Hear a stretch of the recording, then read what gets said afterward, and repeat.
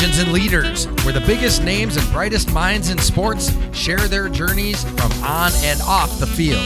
Hosted by Leo Lewis, former wide receiver for the Minnesota Vikings and founder of the Lewis Sports Foundation. This podcast dives into the stories behind the success, from elite athletes to influential figures across the sports world. Get ready for powerful conversations that inspire leadership and legacy. And now to your host, please welcome Leo Lewis. What's going on, everybody? Here we are with another version of Legends and Leaders. I'm Leo Lewis, and thanks to Matt Wallace and Wallace Syndication Radio, we are certainly appreciative of he hosting us today. I've got for my guest a gentleman here who is a lifelong Twin Cities resident, now has really grown to operate one of the largest nonprofit entities that really focus on well-being in the Twin Cities. Welcome, Glen Gunderson. Thank you, Leo. Thank you. What a pleasure to be with you. Well, it's my pleasure, too, that you have. I tell you what, we see each other always out in the public, but never have a chance to talk. So maybe we'll have a chance to talk a little bit. Yeah, this is great. And, you are a hero of mine. I can remember as a young person and in college watching you play for the Vikings, my hometown team. So this is a little awe-inspiring to be sitting next to like the real legend. The real legend. So that means I'm older than you? Just a little bit. Okay. 6 months or a year, maybe. Glenn, thanks for coming. Yeah. Certainly when we talk about the YMCA of the North, we mentioned Glen Gunderson, who's been involved over 12 years or so. Yeah, as just CEO. Coming up on almost 14. Yeah, so I've been like you said, been in this community my whole life. Grew up here, about 40 minutes north of the city. Ventured all the way 40 minutes south of the city for college, and found my home and career here in Minnesota. It was great. Well, you started in this kind of lifestyle industry a while ago. What Lifetime? And Bally's. Yeah, right out of school, I thought I was going to take a year off, try to save money for graduate school. Had run out, probably ran out of money before undergraduate, but I definitely had run out after undergraduate, and I took a job with a health club, took a job with Care 11 Sports as a sportscaster intern for Randy Shaver and Jeff Passholt. They were young sportscasters at the time. And so I had these two jobs, just trying to rub nickels together to think about going to school. And I took a job with a health club and kind of fell in love with helping people be healthy. It was something kind of bit me, and I've just really enjoyed that piece. And so I spent about 5 years there, kind of starting in sales management, general management, and then went to Lifetime in the very early days. Yeah. Lifetime was a tiny thing at the time. We had opened our third club, and we were getting ready to open our fourth. And then spent about 14 years at Lifetime, kind of going through all their stages of growth. Yeah, and they were kind of an offshoot of Northwest Clubs at the time, but again, they went public and they went big. Yeah, they did indeed. Yeah, and it was a really, the founding CEO still there, indomitable spirit, really big vision, and built these large format facilities all over the country, and spent a lot of learning there, and a lot of failing fast too. The company was growing so fast that for many of those years I always felt like I was trying to remain above the water's edge, but an amazing organization. But I really found my home at the Y. The Y has been a place that has gifted me more than I've gifted it.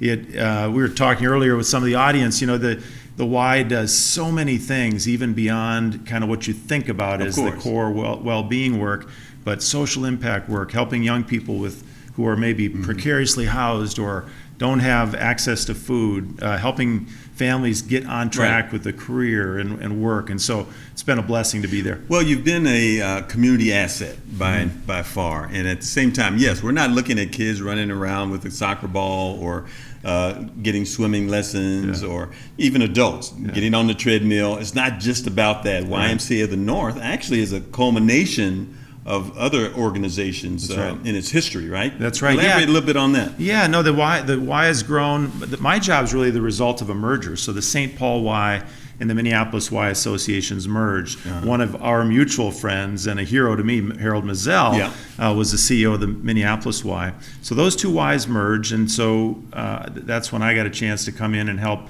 bring the two organizations together. And we've since expanded to Rochester and western Wisconsin and northern part of the state with our camps. So it keeps me hopping. Good. So give me a sense of this broad spectrum that the Y is managing, 400,000 adults and youth, and certainly a number of agencies and centers and places to go. I go to one here in Burnsville quite often. That's good. I'm going to check your attendance. Make sure I'm going to remember. Well, I'm there enough to keep my card.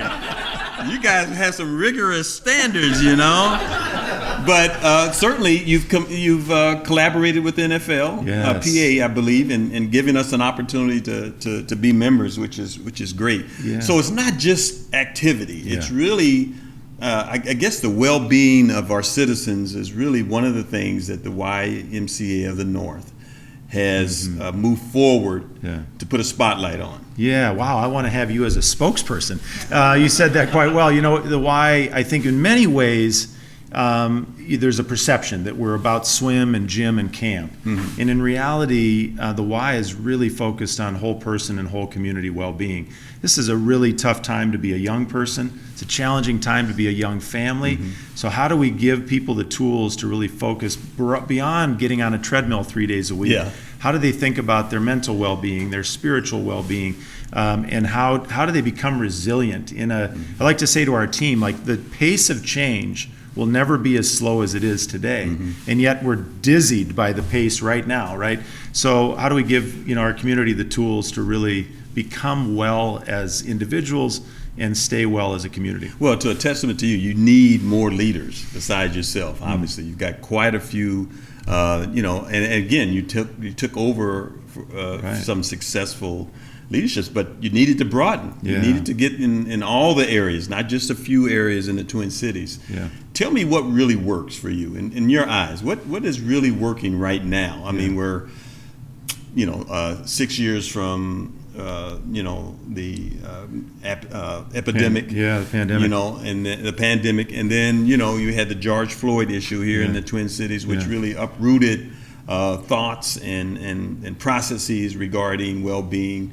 Tell me what's really working right now for you. Yeah, well, it's interesting because it's been a long-term recovery. I didn't anticipate that the pandemic would last as long as it did, and that recovery would be as challenging financially. Our team, carrying so much trauma, and then of course you cap all that what that you just said with Metro Surge and some of the things that impacted our community right in our backyard. I would say what I've learned about leadership is that it really does come down to love, service, and care. Like, how do you really support your team members in kind of a servant leadership perspective? Probably different than some of the old school coaches you might have played for that weren't so democratized. Well, they want you to walk through a wall, and you couldn't, but they still wanted you to do that. Either that or don't have a job. That's right. But I've found, especially what I think is unique about leadership right now, is we're serving 5, almost 6 generations. We've got boomers that are team members. We've got now Gen Z and Alpha and soon to be Beta as team members in our camping programs as camp counselors. So those communication styles are all different. All those young people and maybe our mature adults in our workforce are coming from different digital kind of experiences.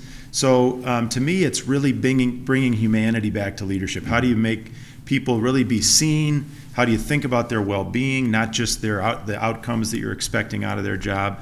And I've really loved that. I've matured as a leader. I've got a long ways to go, but definitely seeing the value in moving away from kind of autocratic and dictatorial styles and moving towards love, service, and care. Oh, of course. Well, I know one day a year I get to see you at your company's golf tournament, and we've been blessed by Greg and Eleanor Coleman and their leadership. Even though they don't live here anymore, they've grown up as a couple to be and raised a family here in the Twin Cities. Tell me how important it is that they continue their leadership here in the Twin Cities when they really don't have to, since they're not living here. That's right. And another one of my heroes, both of them, in fact, Eleanor maybe even as much as Greg, they're an indomitable couple. They've served our Y with this golf tournament for nearly 20 years. The golf tournament itself has been going on for over 25 years. I was hoping when you started this part of the segment you weren't going to talk about my golf game. Because that's not something we should talk about. I don't hear too many people talk about their golf game. That's one of those skills that you just don't talk about. Let's keep that right down here. You can't brag. Maybe one day out of the year you can brag about it when you sink a putt. One swing. Eleanor and Greg, they have been amazing stewards of community, continue to invest here. We have their Greg Coleman Celebrity Golf Tournament in August. Love to have your listeners come out and celebrate with us. Right. You'll be out there, I'm sure. But the cool thing about this format is foursomes get to hang out with legends like you. Of course. And engage for that 18 holes and get to know somebody that maybe they've looked up to. And Greg and Eleanor always are focused on how are we bringing our young people along. And so, we'll see upwards of $250,000, $300,000 of gross revenues coming in from that event each year. Certainly there's some expense to put it on, but we've become more efficient, and they're amazing. They're focused on the right things. Well, that's good, and it's always good to see my old roomie. We were roommates for a long time. Wow, I want to know those stories. No, we can't say that here. That's another segment. We can't talk about those. This is a family program. Yeah, this is a family program. But I tell you what, one of the things that, as you well know, Greg was a punter, and I was a punt returner. So we would be the first two, along with the kicker, to go out, before the game and warm up. So I think it was good that they pitted us as roommates, because then we could just, leave the hotel and just go right to the field, But he has a calm presence too, Greg, and it's been great after 45 years to get to know he and Eleanor. One of the things that I always wanted talk to you about, and we've talked about Harold Mazzell earlier, because he was a mentor of mine. Harold and Peggy Mazzell were the CEOs of the Y before Glen. Tell me a little bit about that relationship you had with them. But I want you to say that because I mentioned to you that Harold went to the University of Missouri, so he's a great guy regardless. Because he went to the University of Missouri. That's a whole other debate. He and his wife went to Missouri, but Peggy was my mother was a mentor of Peggy's. So it goes way back. So tell me a little bit about your relationship with those two, because they've already moved on too, but certainly former CEO. We'll talk about a mentor. Harold came to Minneapolis, I think around 95, 96, to be the CEO of the YMCA of Metropolitan Minneapolis. That was the name at the time. And I knew of him before I came to the Y. He had just a great reputation for being a visionary and somebody who understood where the gaps in community were and how the Y could help solve for those with partners, with funders. And so when I was hired, there was a night where the board had to take a vote. And so I had signed on, but you still have to get through that board gauntlet. So I had to present to the board. I stepped away, they voted. And as they were voting, Harold and the CEO from the St. Paul Y walked in to have a chance to meet each other. And Harold was amazing. He, right away, whatever you need, here's how you reach me. He said, I'm not going to get in your way. It's your job now, but I'm here for you. But to this day, Leo, he is on our legacy board at YMCA of the North. He shows up virtually for every meeting. He's got incredible wisdom and guidance. Almost to every single time we interact with him, he'll write me after the fact to say, hey, here's what I see going really well. I just want to catch you doing the right things. And it's so empowering and emboldening for us as team members to have a legend like that. We actually named our North Minneapolis Y for Harold. You might even have been at that celebration. Yes, I was. And it well deserved. And he, in fact, will be a Hall of Fame, he is a Hall of Fame member of the YMCA nationally, and continues to advise many of our leaders of color, many of our leaders that are emerging. He's the founder of a lot of our programming around inclusion and belonging. He is a rock star. Good. I'm glad you mentioned that. I needed you to co-sign on his legacy as well, because even though he doesn't live here, he still has a number of individuals who have learned from him and are doing good work. So before we end here, I want to know, what do you do for exercise? Now, you talked about your golf game. Which is not good. Yeah. So, I mean, you claim it's not good, but you still go out there. That's something about golfers that, I mean, we get mad, but then we come back the next time. You know? Brain damage again. It's amazing. It's amazing. Tell me what you do for your leisure time. I've been around fitness and well-being for most of my career, as we talked about. I love getting some kind of activity every day. So it might be a long walk, it might be treadmill, it might be a short run, not as long a run as it used to be. I've gotten more into mindfulness and resilience things, frankly, as I've aged. You take on the stress of community in these kinds of jobs, and so I've been focused a little more. I've learned a little bit about Tai Chi and yoga and Qigong and things. You're going Eastern on me. A little bit. Kind of blending. Despite my Christian roots, which are still solid, I'm learning a little bit about how to keep keep my head on, and really deal with the stress, in addition to trying to remain as fit as I can be, and trying to eat a little more cleanly as well. Not as many trips to Culver's.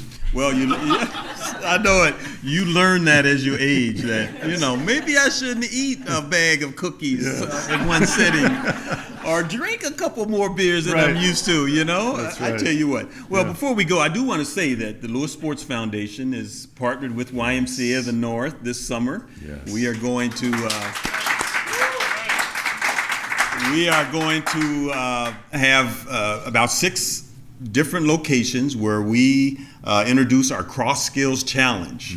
And it's for kids of 5 to 14 years of age. And we've been doing this for a few years, and it's been a blessing to have YMCA come and partner with us, because they have the kids, and we can come and bring the programming. So we're looking forward to that. And at the same time, thank you for your leadership, Glenn. And at the same time, we want to make sure that our audience can go back and get some good food and drink and continue to celebrate Glen Gunderson, YMCA of the North. Thank you. Thank you.